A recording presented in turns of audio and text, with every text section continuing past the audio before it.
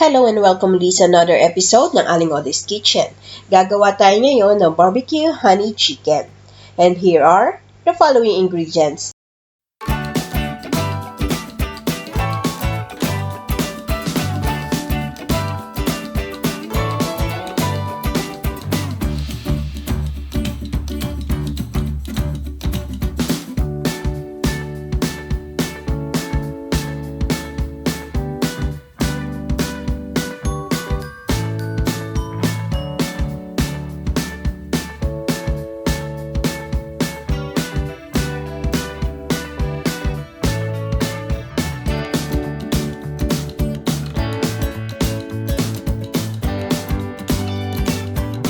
Ang ating first step, ipe-prepare na natin yung marinade.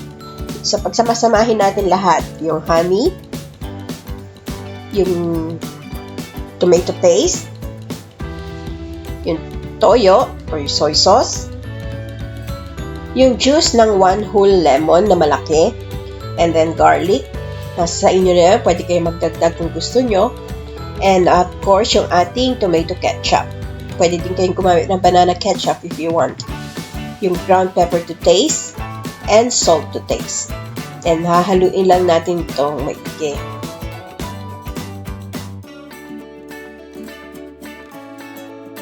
After nyo mahalo, pwede nyo tikman kung tama lang yung alat or kung kulang pa, pwede pa kayong magdagdag ng salt.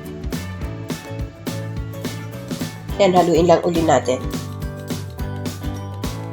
So, after nating mahalo, pwede na natin i-add yung chicken. Make sure na well-coated ang ating chicken.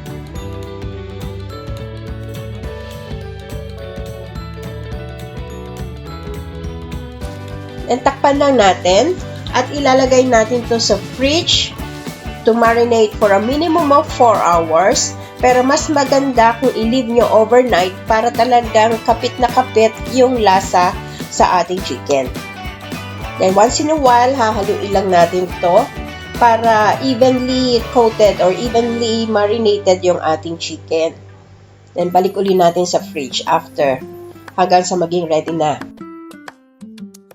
So, after 4 hours, nagpabaga na ako ng ating uling at iihawin na natin yung chicken.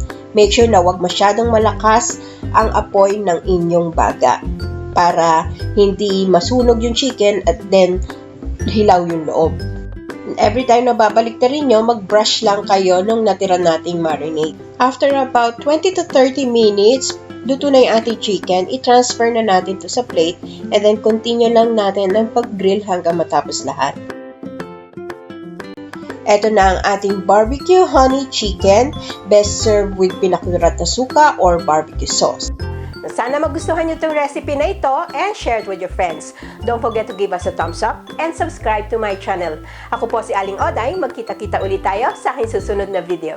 Salamat! Bye! Please follow me on my Facebook page, Twitter, and Instagram.